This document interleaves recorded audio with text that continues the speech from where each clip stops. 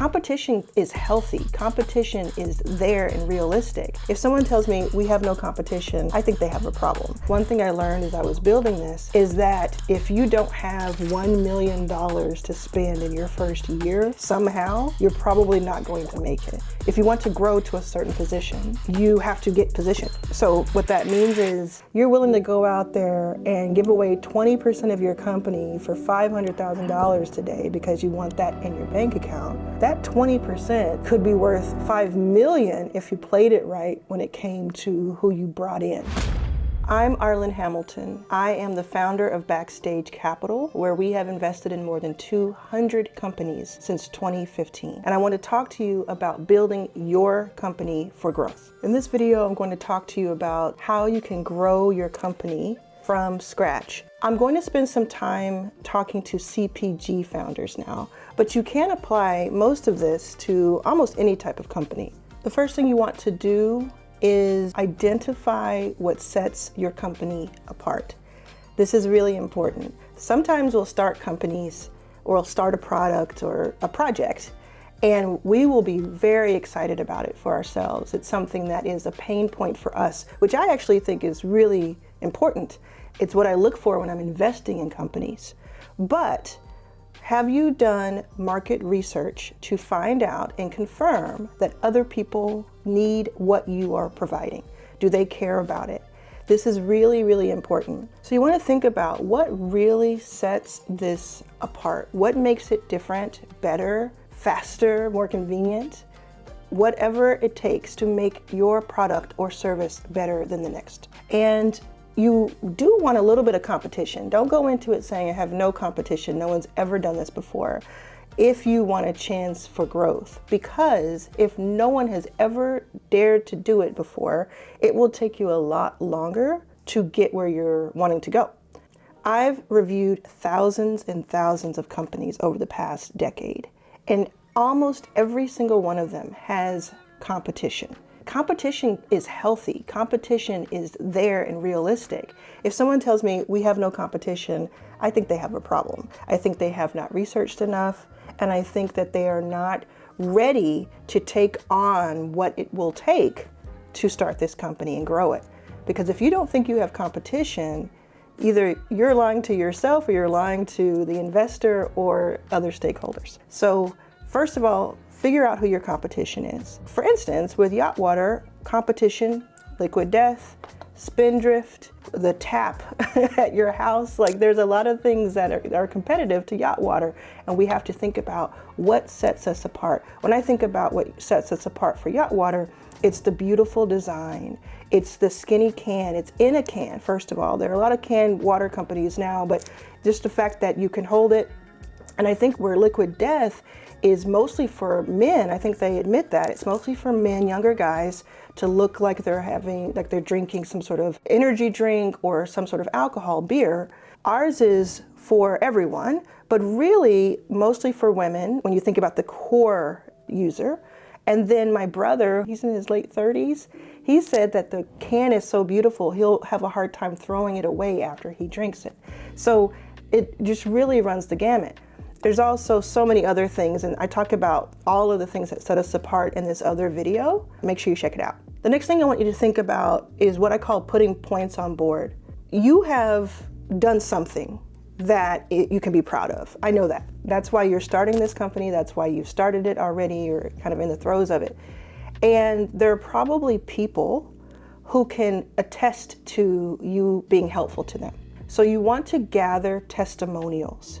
This can be something written that they write or you write and they add their voice to and sign off on. It can be something that's a video. It can be something that is one-off or a compilation. But what you want to do is have your prior customers or even people who didn't pay you, but you're using the same service that they received now as this product that you have. You want them to say great things about you and what the transformation was for them. Think about it as your company is the movie that's coming out.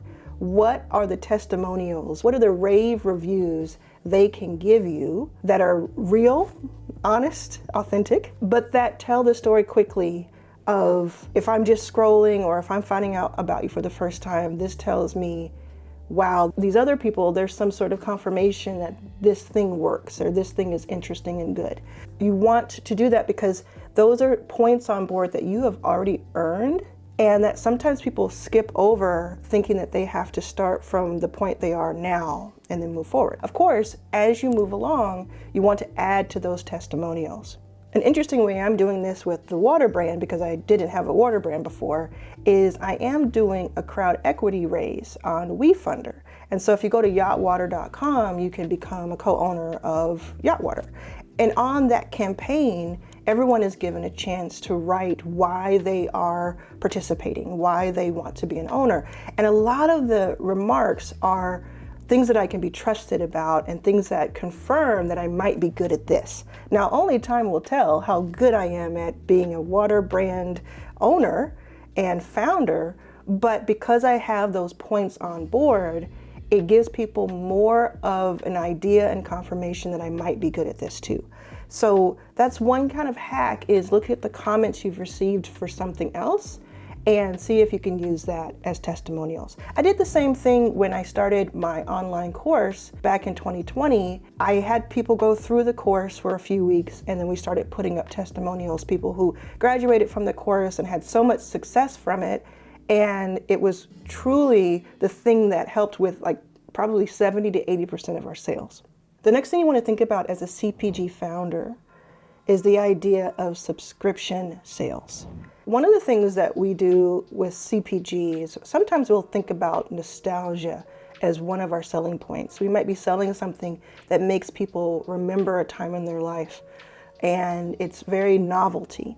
That's really awesome to get people's attention, but sometimes what happens is it means that it's just a one-off. It's what we call a vitamin, not a painkiller. It's not something that people are looking to get month after month, week after week. Now, with water, it's very interesting because you do kind of need water all the time.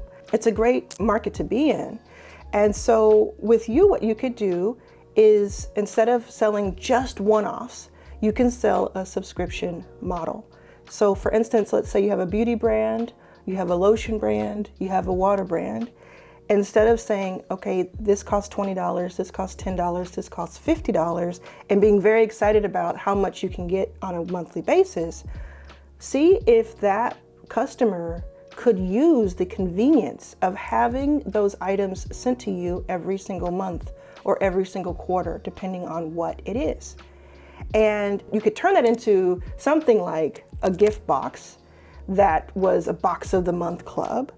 Or it could simply be, I'm going to replenish the stock that you have already ordered, and I'm going to take it away. You know, you don't have to think about it, make it super convenient for you, and there it is on your doorstep, month after month.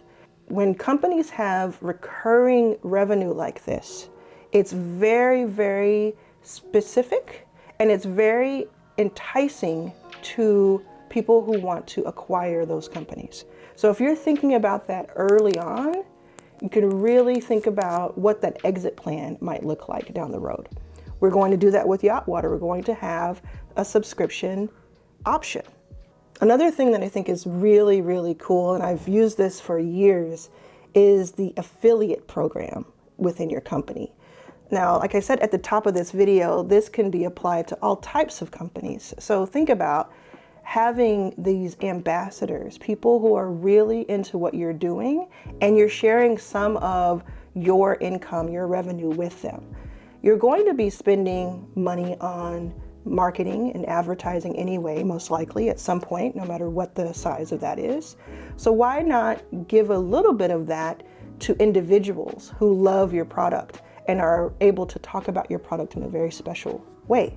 With your affiliate program, you can choose to pay the affiliates, you can choose to give them perks, benefits, discounts. You can decide to do a hybrid, or if they reach a certain level, they start making, but I've seen it done in so many different ways successfully. I think the most straightforward way is to just pay them. There are a couple of great companies that'll help you do this, like Everflow, and you can use their infrastructure to create your affiliate program. You want to do things that are fun too. You want to have maybe a little competitive nature to it. So there are leaderboards, update people, give them surprises. And speaking of surprises, there's something I want you to get really comfortable with that will change everything for your company if you do it well. And this is a surprise and delight mentality. Gary Vaynerchuk talks about this when he talks about what Taylor Swift has done in the past. She will go and show up at people's weddings if they invite her. She will go and show up at people's homes or invite them to her own home for different album releases. And she's done this consistently over the years, and it's still surprising. Of course, if Taylor Swift shows up at your house, you're going to be surprised. This is a really great example of surprise and delight. This is something that I've been doing for a long time too, is that I have a lot of different people who have purchased things from me, like products or services or digital items, and every once in a while, just randomly, I'll select some of them to get something. It might be a free signed book, or it may be they get to go with me to a Dallas Mavericks suite and watch my hometown do their thing from an executive suite. There's all sorts of things you can do to surprise and delight your customers. And it doesn't have to be expensive. It can just be really creative and very impactful. So think about ways that you could surprise and delight your affiliates and also your customers. When you're thinking about your CPG company and brand, one thing you want to consider early, even if you don't implement it early, is are you going to go into wholesale? Are you going to sell into retail through wholesale? So most people, when they start selling their products, they will have their own website. They'll go to Shopify, which I really love. They'll go to Shopify, or they'll start their own site and have a way that people order and then you ship it out. That's a really great way to start, by the way. They may go to pop-ups, they may go to farmers markets, they may partner with people, which is a great idea too. And that's all awesome. And there are several companies who have made a lot of money doing it that way. But you also have a decision to make about being in stores. A couple of things to consider when you're thinking about that. One is the expense. Keeping up with demand when it comes to going through a distributor, like a store, is tough. For beverages, for instance, one thing I learned as I was building this is that if you don't have $1 million to spend in your first year, somehow, you're probably not going to make it. And when I learned that, I thought, well, that is not good. That sucks. But the reason is because if you want to grow to a certain position, you have to get positioned. So what that means is you usually have to get into a lot of storefronts. You can get into some of the bigger brands. You always hear about people getting into Whole Foods or Kroger's, and you better believe we're going after that. But just keep in mind that there are a lot of people to pay along the way. There are people you pay who are consultants. There are people you pay who are salespeople into those distributors. And then this is the part that gets a little tricky. When you see a product in a store, it is very likely, if they are a new product, that they paid to get into that store. And what I mean by that is that there's only so much shelf room in any given store. And so for a new brand to break through, they have to get through the hurdle or over the hurdle of being accepted into the storefront. But in some cases, even with the bigger brands, and mostly with the bigger brands that are the storefronts, they need to pay a certain dollar amount per SKU per store. So that gets really expensive when you're thinking about, oh, I want to be in 1,000 stores across the country. If you have 3 SKUs of something or 10 SKUs of something, and you're paying $1 per SKU per store per month or per year, it starts to add up. These are decisions you need to make now so you can start to project and decide how you're going to spend money. Is that worth it? Of course, there's an upside to it because now you're in these stores, you're getting paid back because people are buying your product. But the sales cycle, meaning how long it takes you to go from having a conversation with the stores to getting a yes from the stores and then getting paid, sales cycle and payment cycles are long in this game. So there's that upfront capital. At the beginning, it makes a lot of sense to do it from your website, to make those trips to the post office or have the post office picking up from you, and just get into the nitty-gritty of it all. And of course, you want to print enough items that you can use as samples that you can take around, not only give to people, maybe influencers, people you want to become customers, but also to the storefronts that you want to be in. Another thing to think about as you're building your CPG brand is the processes and the optimization of systems. You've heard from me a lot of things you have to consider already, but if you are unorganized and you don't have automations in place and you don't have the people in place, what I've just taught you will be 10 times as difficult. So very early on, this is why research and development and pacing yourself and really thinking through things are so important. Early on, you can think through, if it's just a one-person company, who do you bring on first? I'm going to say you go to hirerunner.co, which is my fractional recruiting company. You download our app and you get the help you need today.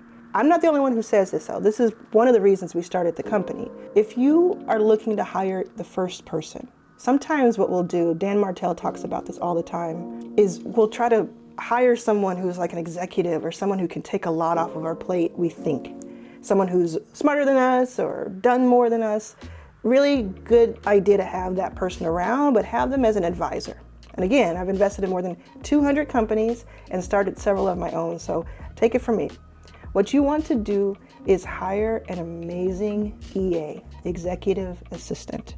You want someone who can take the minutia away off of your plate, give you back 5, 10, 20 hours of your week so that you can then focus on all of the things that bring in resources to the company. Because I would think that you are one of the most important and valuable assets of your company. Whether it's one person or 30 people or 1,000 people at your company, you're an important part of it. And what we need you to be able to do is to go out and do things like sell or innovate or ideate. We need you to bring everybody together.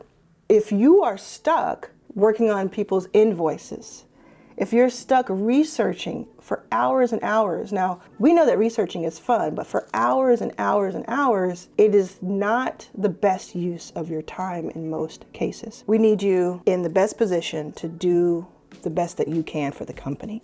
So if you bring in an EA and they can, let's say they work for 20 hours a week and they give you back 20 hours or more of your time, how much more powerful does that make your company? How much time does that give back? Resources that pulls in, and just a little bit of freedom that you need to be your best.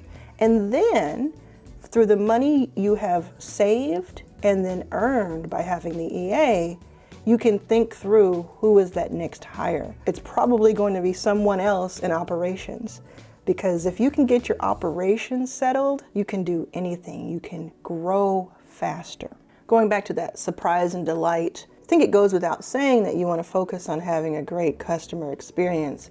But I know this from experience that sometimes it gets left in the dust when all the other things are being considered, especially if you're a small team.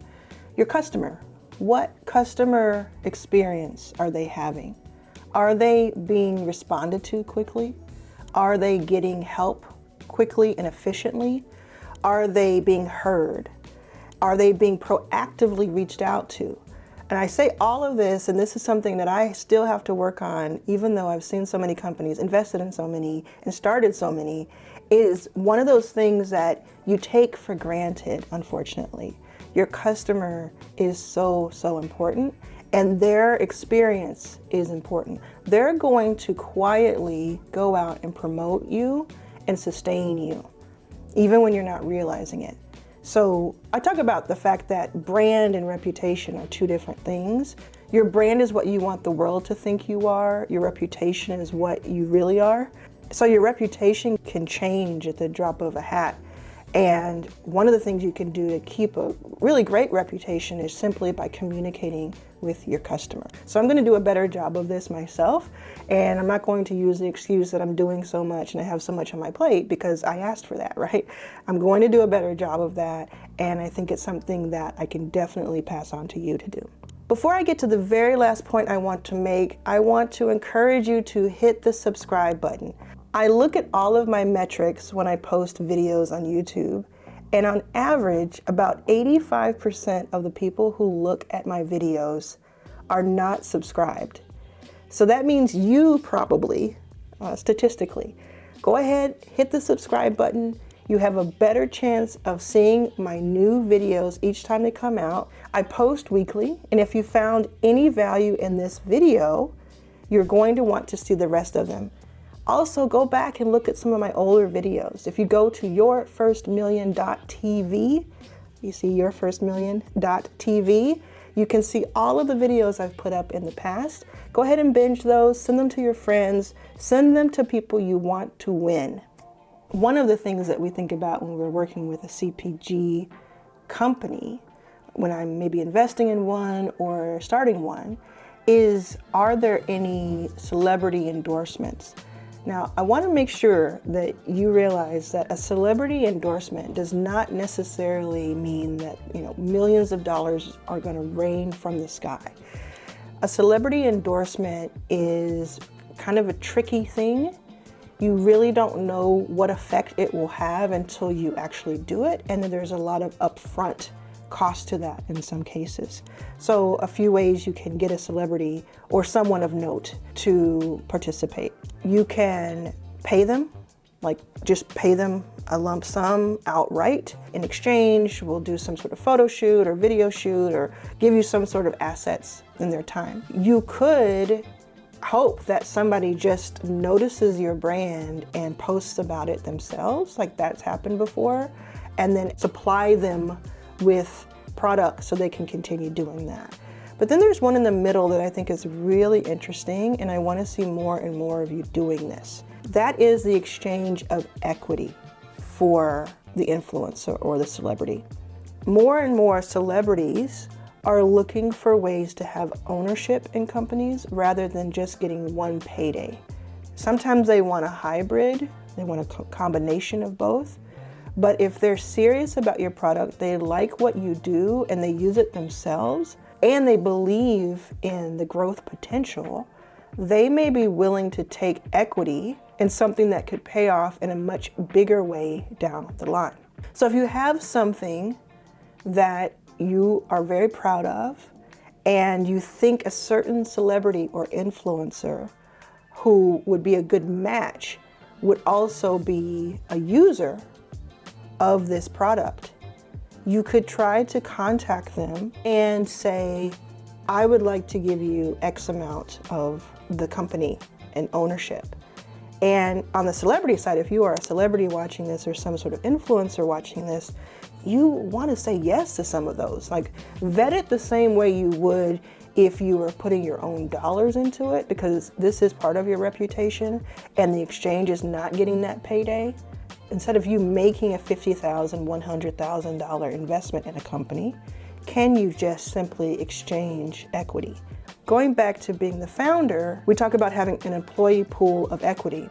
And that really is just a portion of your company ownership that you put to the side to give to employees over time. They usually vest it, which means they earn it over time. Usually 4 years is the average. You could think about having a pool for influencers and celebrities. You don't want it to be too big because you want to not dilute yourself so much. But think about this. If you're willing to go out there today, and this is going to hit home for some people, you're willing to go out there and give away 20% of your company for $500,000 today because you want that in your bank account. That 20% could be worth $5 million if you played it right when it came to who you brought in. As advisors, as celebrity affiliates and ambassadors, there's a better way to play that. Same thing goes for amazing employees, by the way. Instead of thinking about, is there just this cash influx I can get that is fleeting, that will go away after time? Can I use this equity in a smarter way? So these are just a few ways that you can think about your CPG company. I wish you luck. Please leave a comment below and let me know what you're working on. I want to see the links. I want to go check out your products. I think the best way we can invest in each other is by being customers of these brands.